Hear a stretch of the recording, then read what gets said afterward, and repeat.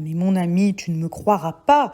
J'ai rencontré un homme incroyable, Frédéric II, le roi de Prusse. Oh, c'est un homme incroyable. Hein. Tu sais que Voltaire lui a écrit plus de 1800 lettres. Hein. Il n'arrêtait pas de se parler. Il l'a accueilli chez lui dans son château, et puis il en a accueilli bien d'autres, des philosophes. Il a réformé la justice. Tu sais qu'il a aboli la torture. Hein. Elle n'existe plus.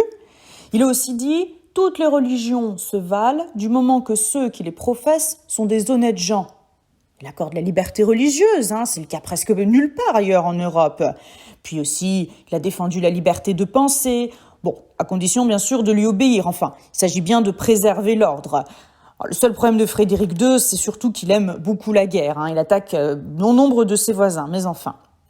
Et puis, Joseph II, tu sais, c'est le fils de Marie-Thérèse d'Autriche, Marie-Thérèse d'Autriche, la mère de Marie-Antoinette, la femme du roi. Donc Joseph II, il connaît des langues étrangères, il parle français, italien, il lit du latin, il lit d'ailleurs beaucoup.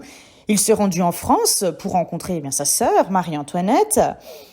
Il connaît bien Voltaire, il a aboli le servage, c'est cet esclavage de ces paysans. Il a mis en place une loi pour tolérer à la fois les protestants, les juifs également. Il a poursuivi comme ça la politique religieuse de sa mère. D'ailleurs, tu sais comment on le surnomme ? L'ami des hommes. Il se veut éclairé, il se veut attentif au bonheur de ses peuples. Enfin, il le fait là aussi avec des réformes qui sont très autoritaires, mais son but, c'est vraiment de fonder une monarchie qui reposerait sur l'égalité des droits entre les citoyens. Plus de privilèges, tout le monde pourrait payer des impôts. Puis lui aussi d'ailleurs, il a aboli la torture et la peine de mort. Puis il n'y a pas que des hommes, tu sais, Catherine II, la reine de Russie. Diderot, il l'a rencontrée en 1773, il est allé jusque chez elle. Une des meilleures têtes d'Europe, a-t-il dit d'elle. Et tu sais d'ailleurs, elle lui a racheté sa bibliothèque, à Diderot.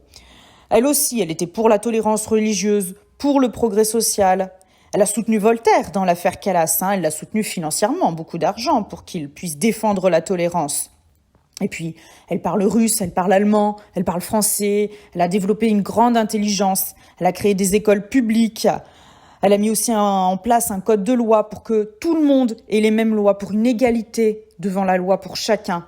Enfin, Catherine II, elle aussi, elle règne toute seule et quand il s'agit de partager son pouvoir, c'est sûrement pas.